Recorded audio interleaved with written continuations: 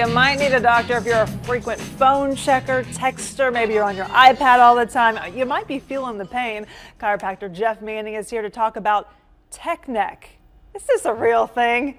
It is. It's something that's your body's way of telling you that you're on your device too much. Okay, I've heard it called text neck. Some people have said that tech neck, whatever it is. Basically, it's just caused by the overuse and looking down and hurting your neck. Right? You actually, when patients come to see you and they have neck problems, you ask them how much time they're spending on their devices. Oh yeah, it's on my Really? intake forms, and are you on your phone, your iPad, any other tablet or any other device? Right, and we have a full screen that we can pull up, an image, an X-ray, if you will, just kind of the neck and looking down. And what's someone to do if they are having, and where would it hurt exactly? Okay. I guess is the first thing.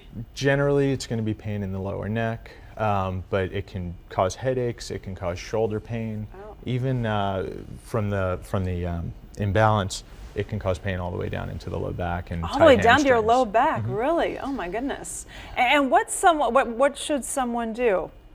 The best thing to do is monitor your posture. Be aware of how you're sitting, what you're doing.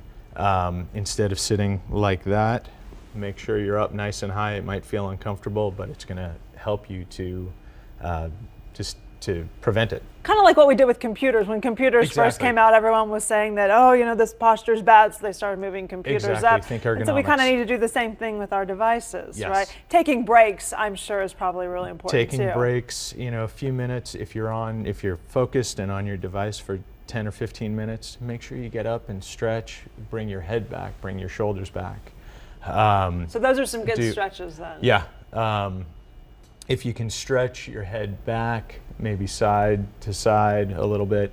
You never want to stretch forward though, because you're already going forward too much. Oh, okay, yeah. Really just being aware is important. And you've even said like there's tablet holders out there for some people. Yeah, there have, the tablet stands that you can put on the table. The worst thing you can do is when people sit with their phone in their lap, at least rest your arms on your table and, hold it up nice and high.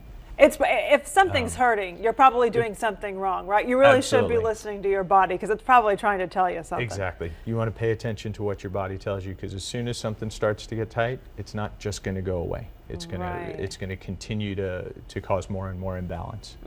Makes sense. And we were talking earlier, and I think a lot of people don't realize how much time they really do spend on the phone, on their devices. So probably if you can find a way to track that, it would be good. Or maybe we need like an off button, kind of like parents can do on their kids' phones sometimes. Exactly. Kids have screen time, so you can make sure they're not on it too long. Maybe we should do that for What's us the too. time? Is there like a time that you see like that your patients probably shouldn't go over? It's not necessarily a set time. It's if you're too focused, if you're so focused on it and you're all tense and tight like that, you just need to take a break. Some people are looser than others. Makes sense. And you just want to hold your shoulders back and get your hands up nice and high.